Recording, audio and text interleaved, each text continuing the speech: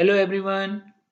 आज का टॉपिक है asynchronous up and down counter. तो लास्ट लेक्चर में हमने सिंक्रोनस अप डाउन काउंटर की डिजाइनिंग पढ़ी थी। किस तरीके से हमने ट्रुथ टेबल बना के with the help of excitation table of T flip flop then हमने के मैप सॉल्व किया था। उसके बाद हमने उसको सर्किट में इम्प्लीमेंट किया था और दो केसेस पढ़े थे, case one case two, M equal to zero M equal to one के लिए। और हमने जस्टिफाई किया था कि हाँ, ये जो हमारा सर्किट है ये दोनों ही तरीके की काउंटिंग कर सकता है। ओके, सो आई होप आपने वो लेक्चर देखा होगा। अगर आपने नहीं देखा है तो उस लेक्चर को आप जरूर देखिए। आज हम असिंक्रोनस काउंटर डिजाइन करेंगे। तो देखिए, अगर एक बार हम क्विक रिवीजन करते हैं कि हमने असिंक्रोनस काउंटर्स डिजाइन कैसे करे थे अप काउंटिंग और डाउन काउंटिंग के लिए। तो क्या होता था कि आपके पास अगर सपोज आप 2 बिट काउंटर की बात कर रहे हैं, तो पहले वाले फ्लिप फ्लॉप का जो आउटपुट है, तो देखिए दो आउटपुट होते हैं फ्लिप फ्लॉप में, क्यू क्यू कॉम्प्लीमेंट। तो पहले वाले का जो आउटपुट है वो आप नेक्स्ट फ्लिप फ्लॉप की क्लॉक में अप्लाई करते थे। ओके, सो अप काउंटिंग के लिए आप क्या करते थे, क्यू को अप्लाई करते थे। क्लियर। और अगर आपको डाउन काउंटिंग करनी थी तो आप क्या करते थे, क्यू बार वाला जो आउटपुट है, कॉम्प्लीमेंट वाला जो आउटपुट है, इसको आप नेक्स्ट फ्लिप फ्लॉप के इनपुट पे अप्लाई करते थे। Okay, clear. So I hope ये आपको रिवाइज हो गया होगा। नहीं आपको अगर याद है तो आप एक बार जरूर वो लेक्चर देखिए। तो जनरली हम आउटपुट में जो नेक्स्ट फ्लिप फ्लॉप की जो क्लॉक है उसमें हम प्रीवियस फ्लिप फ्लॉप के इन दोनों आउटपुट्स को कनेक्ट करते हैं, क्यू और क्यू बार को। तो जब भी हम असिंक्रोनस काउंटर्स डिजाइन करते हैं तो हमारी स्ट्रेटजी क्या होती है किसी भी अप डाउन काउंटिंग को बनाने में, हम एक कॉम्बिनेशनल सर्किट फाइंड आउट करते हैं। हम क्या करते हैं, एक सर्किट बनाते हैं, एक सर्किट फाइंड आउट करते हैं जिसके कुछ इनपुट्स होंगे और एक आउटपुट होगा। क्या इनपुट्स होंगे, Q एंड Q बार। तो Q एंड Q बार क्या है, बेसिकली ये प्रीवियस फ्लिप फ्लॉप के आउटपुट्स। क्लियर। तो प्रीवियस फ्लिप फ्लॉप के ये आउटपुट्स हैं Q एंड Q बार। अब ये Q एंड Q बार यहाँ पर सिंपल दो इनपुट्स की तरह बिहेव कर रहे हैं। इस चीज को आप याद रखिएगा। किसकी तरह बिहेव कर रहे हैं, सिंपल दो इनपुट्स की तरह। इस तरीके से कंफ्यूज मत होइएगा कि Q की वैल्यू अगर 0 है तो डेफिनेटली Q बार की वैल्यू 1 होनी चाहिए। ऐसा नहीं है। ऐसा अगर होगा तो सिंपली क्या होगा, 0 और 1 दो ही कंडीशंस बनेंगी, बट ऐसा नहीं है। ठीक है, तो ये पॉइंट आप याद रखिए कि Q और Q बार ये जो नोटेशन है ये सिंपल प्रीवियस फ्लिप फ्लॉप के आउटपुट्स हैं, बट इस कॉम्बिनेशनल सर्किट के लिए ये दो इनपुट्स की तरह काम कर रहे हैं। क्लियर। तो हमने कॉम्बिनेशन सर्किट डिजाइन में क्या पढ़ा है कि अगर किसी कॉम्बिनेशनल सर्किट में दो इनपुट्स होंगे ए एंड बी, तो उसके कितने पॉसिबल आउटकम्स बनेंगे, 4। क्लियर। सो ए और बी दो इनपुट हैं तो उसके 4 कॉम्बिनेशन बनेंगे, 0 0 0 1 1 0 एंड 1 1। तो ये वो दो इनपुट्स हैं।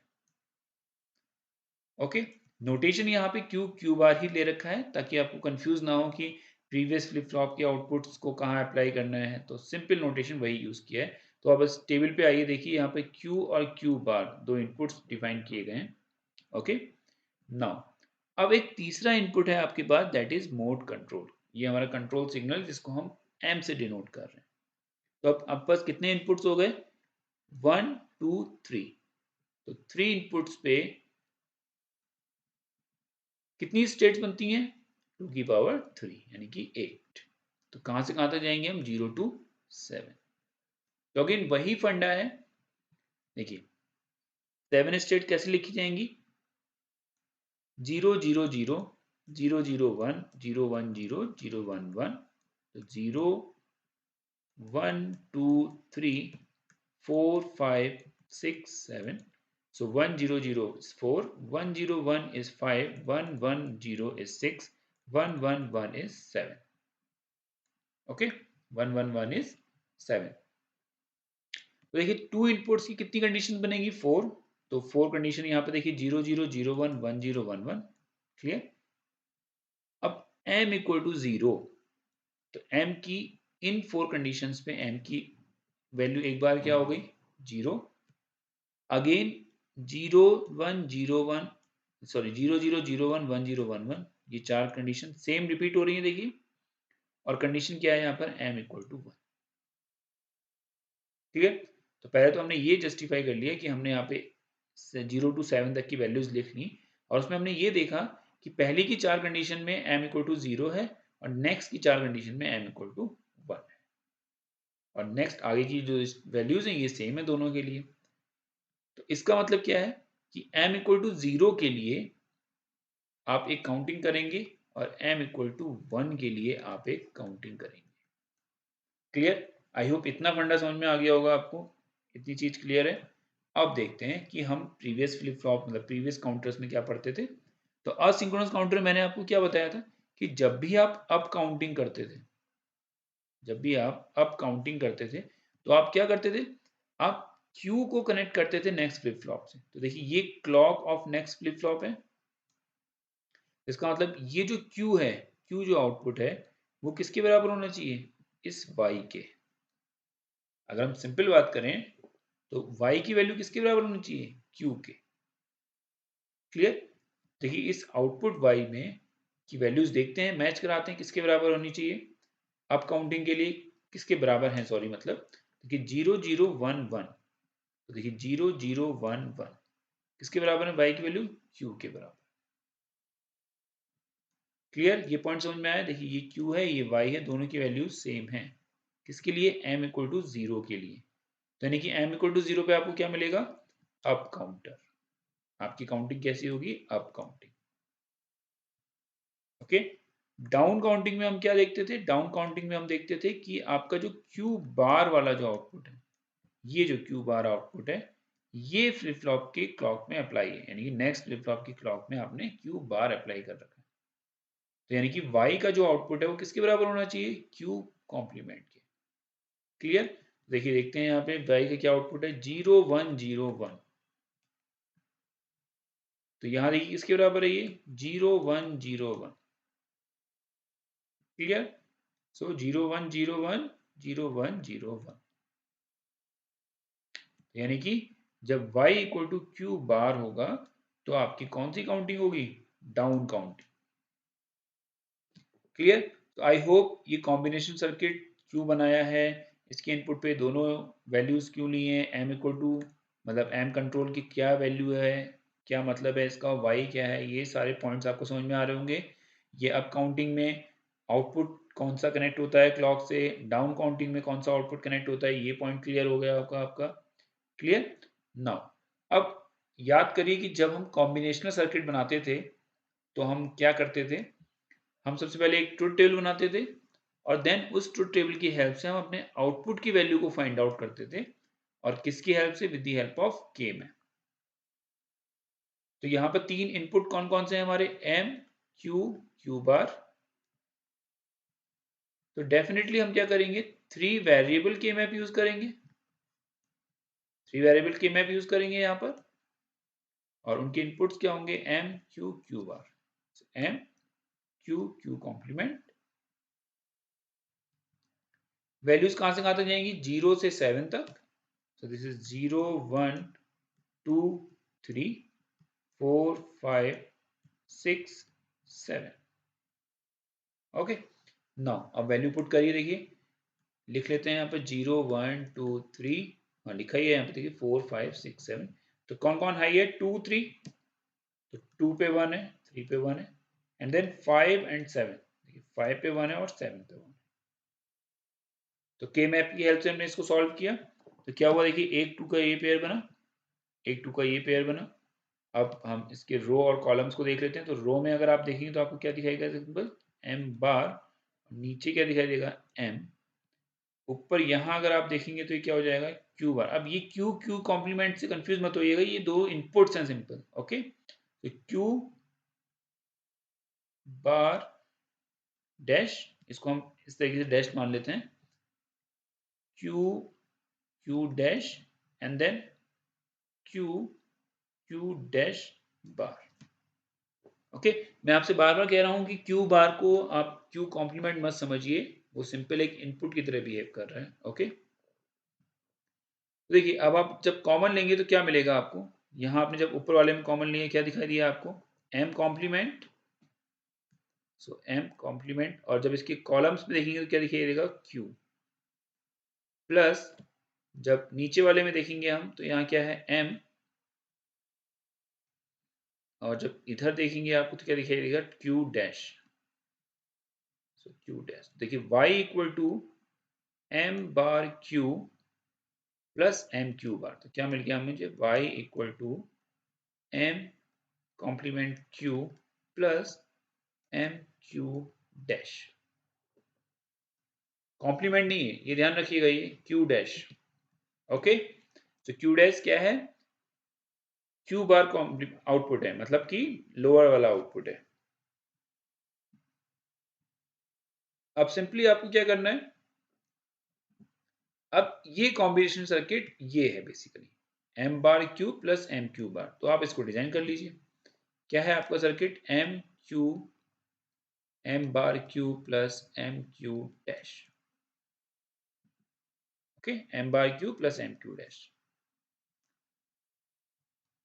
तो यानी कि अब देखिए, first flip flop, second flip flop, third flip flop, तो हर दो फ्लिप फ्लॉप के बीच में आपका ये कॉम्बिनेशनल सर्किट आ जाएगा।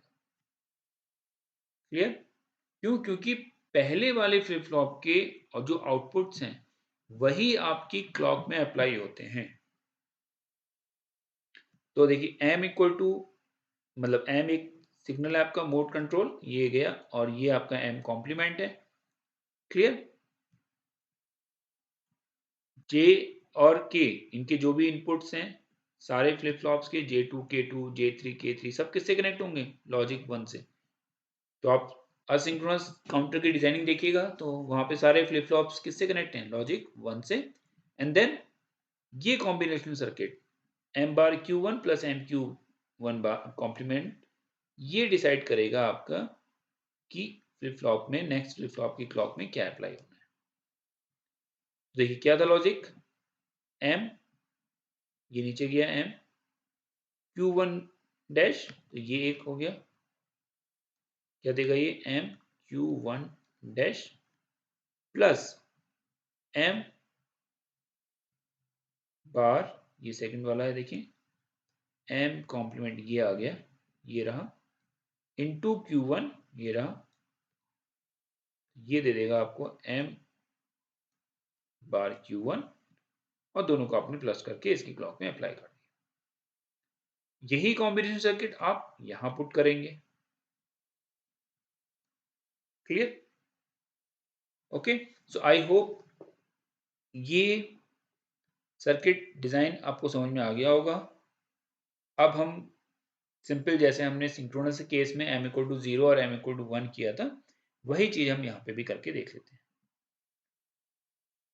तो ये टाइमिंग डायग्राम, पहले एक केस देख लेते हैं। देखिए m इक्वल टू 0 है तो m बार की वैल्यू क्या होगी, कॉम्पोनेंट की वैल्यू 1, आप इस में रखेंगे तो m इक्वल टू 0 अगर रखेंगे तो ये 0 हो जाएगा, m बार 1 हो जाएगा, तो आउटपुट क्या मिलेगा आपको, q। q is acting as a clock for next flip flop. So अब काउंटिंग होगी आपकी जब आपका y या नेक्स्ट फ्लिप फ्लॉप की जो क्लॉक है वो आपकी q से कनेक्ट होगी। क्लियर? सिंपल है। तो असिंक्रोनस काउंटर की डिजाइनिंग काफी सिंपल है।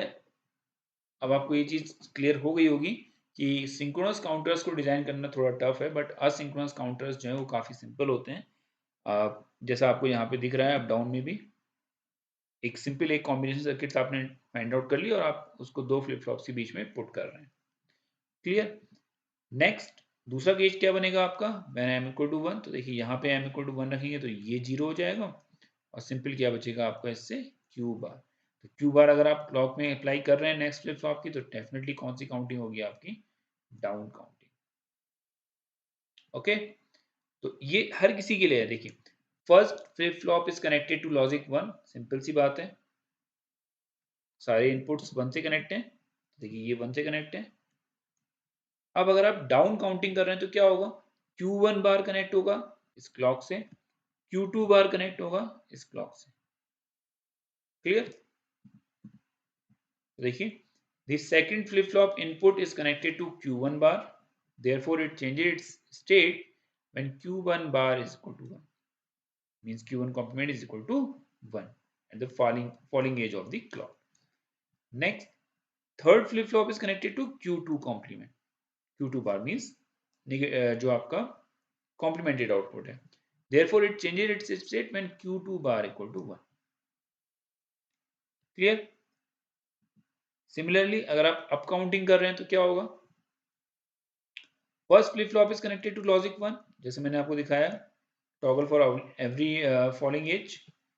Now the second flip flop input is connected to Q1. तो जब आप अप काउंटिंग की बात करेंगे तो Q1, अब देखिए यहां से भी हम इसको समझ सकते हैं. सपोज आपको अप काउंटिंग करनी है तो आप क्या रखेंगे, m इक्वल टू 0. तो देखिए यहाँ ये m है, तो इसकी वैल्यू क्या हो जाएगी 0. तो यहाँ से क्या आ रहा है 0 और यहाँ से क्या आएगा, m की वैल्यू 0 है तो यानी 1 हो जाएगा. तो 1 इंटू Q1 Q1 हो जाएगा. तो यहाँ क्या आएगा Q1 प्लस 0 Q1. तो यहाँ पे डायरेक्ट आप ये Q1 ले लेंगे. क्लियर. और जस्ट इसका रिवर्स आपका डाउन काउंटिंग के लिए हो जाएगा. आई होप ये दोनों केस आपके समझ में आ गए होंगे. अब हम टाइमिंग डायग्राम समझ लेते हैं. सिंपल जैसे हमने सिंक्रोनस की बात की, तो टाइमिंग डायग्राम में ऐसा कुछ बहुत डिफरेंस नहीं आता है. टाइमिंग डायग्राम सेम ही रहता है, क्योंकि डेफिनेटली अगर आप अप काउंटिंग कर रहे हैं तो स्टेट 0 से 1, 1 से 2, 2 से 3, 3 से 4 ही जाएगी for every negative edge of the clock. Clear. देखिए कैसे पढ़ेंगे इसको. Sorry, Q3, Q2 and Q1. तो अगर सपोज मुझे ये स्टेट पढ़नी है तो ये क्या हो जाएगी, Q3 की वैल्यू 0 है, Q2 की वैल्यू 1, Q1 की value 0. So this is basically 2. Okay. तो आप इसको सिंपल तरीके से बना सकते हैं. आपने क्लॉक बनाई, उसके बाद आपको मालूम है कि स्टेट क्या आनी है, आपने इसकी नेगेटिव एजेस ली, और अगेन सपोज आपको पता है कि पहली स्टेट इसकी 0 0 बाय डिफॉल्ट आपने ले रखी है. तो आप यहाँ पे फर्स्ट एज पे, जैसे ये आपकी ये तो पॉजिटिव एज हो गई, यहाँ पे मान लीजिए सपोज यहाँ से आप इसको स्टार्ट कर रहे हैं, ऐसे ही आपने स्टार्ट किया, ये फर्स्ट नेगेटिव आया, ये फर्स्ट नेगेटिव आया, ये फर्स्ट नेगेटिव आया. तो इससे पहले तो आपकी सारी स्टेट 0 होंगी, 0 0 0. अब ये आपका Q1 है, ये Q2 है, ये Q3 है. तो आपको मालूम है कि नेक्स्ट स्टेट 1 आनी है, तो आप बिना कुछ सोचे समझे इसको 1 कर दीजिए. ओके. और बाकी दोनों क्या रहेंगी 0. तभी तो आप 0 0 1 पढ़ेंगे उसे. सिंपल. देखिए 0 0 1. नेक्स्ट आपको पता है कि आपको 0 1 0 पढ़ना है, तो आप इसको 1 कर दीजिए. नेक्स्ट इसको 0 रखिए, तो ये हो जाएगा 0 1 0. तो ये आ गया 2. तो आप इस तरीके से भी बना सकते हैं और लॉजिक के साथ भी बना सकते हैं. ऐसा नहीं है कि इसको याद कर लेना है आपको. सिंपल अगर आपने एक बार प्रैक्टिस की तो आपको समझ में आ जाएगा. बट लॉजिक के हिसाब से आप इस तरीके से भी, जैसा हमने काउंटर डिजाइनिंग पढ़ा था कि किस तरीके से, वहां मैंने बहुत सी तरीके से आपको टेबल सॉरी ये टाइमिंग डायग्राम समझाया था कि किस तरीके से आपकी वैल्यूज चेंज हो रही हैं. अगर आपको याद हो तो वैसे भी करके आप यहाँ पे डिजाइन कर सकते हैं. ओके. तो ये m इक्वल टू 0 के लिए आपको अप काउंटिंग मिल जाएगी, m इक्वल टू 1 के लिए आपको डाउन काउंटिंग मिल जाएगी. तो ये दोनों टाइमिंग डायग्राम आप बना सकते हैं, आपको बनाने आने चाहिए. Clear. So I hope asynchronous counter की designing for both up and down counting आपको समझ में आ गई होगी. हमने इसका डायग्राम देखा, लॉजिक देखा. तो सबसे पहले बस एक ये चीज याद रखनी है आपको कि यहाँ पर एक कॉम्बिनेशनल सर्किट डिजाइन करना है आपको. ये वो कॉम्बिनेशनल सर्किट है जहाँ पे 2 एंड गेट और एक और गेट यूज हो रहा है, और जो कि ये डिसाइड कर रहा है कि कौन सा आउटपुट प्रीवियस फ्लिप फ्लॉप का नेक्स्ट फ्लिप फ्लॉप की क्लॉक में अप्लाई होगा. बस इतना अगर आपको आ गया तो ये टेबल आपको पता होनी चाहिए कैसे बनानी है, जो मैंने आपको अच्छी तरह समझा दिया है. देन ये डायग्राम आपको बन जाएगा, टेबल आप टाइमिंग डायग्राम आप बना लेंगे, और ये दोनों केसेस आपको याद होने चाहिए कि अब काउंटिंग में कैसे हम किसको कनेक्ट कर रहे हैं. तो ये तीन चीजें आप अगर डिफाइन कर देंगे अपने एग्जाम में तो आपके अच्छे मार्क्स आ जाएंगे. ओके. सो आज की क्लास में हमने असिंक्रोनस काउंटर की डिजाइनिंग पढ़ी. आई होप आपको सब समझ में आया होगा. कोई भी आपका डाउट है आप कमेंट बॉक्स में लिख सकते हैं. नेक्स्ट क्लास में हम मॉड काउंटर पढ़ेंगे. तो अभी तक तो हम क्या कर रहे हैं, हम सारी स्टेट्स काउंट कर रहे हैं. तो सपोज मेरे पास कोई ऐसा एप्लीकेशन है कि जहां पर मुझे 3 बिट काउंटर में 0 to 7 तक काउंट नहीं करना है, सिर्फ 0 to 5 तक काउंट करना है. 6 और 7 स्टेट मेरी नहीं आए, मुझे नहीं चाहिए. तो उसके लिए हम मॉड काउंटर डिजाइन करते हैं। तो मॉड एन काउंटर्स इसी चीज के लिए होते हैं, जो आपकी क्या करें, एक पर्टिकुलर स्टेट तक ही काउंट करेंगे। ओके, सो ये चीज हम नेक्स्ट क्लास में देखेंगे। सो आज के लेक्चर के लिए इतना ही। Thank you.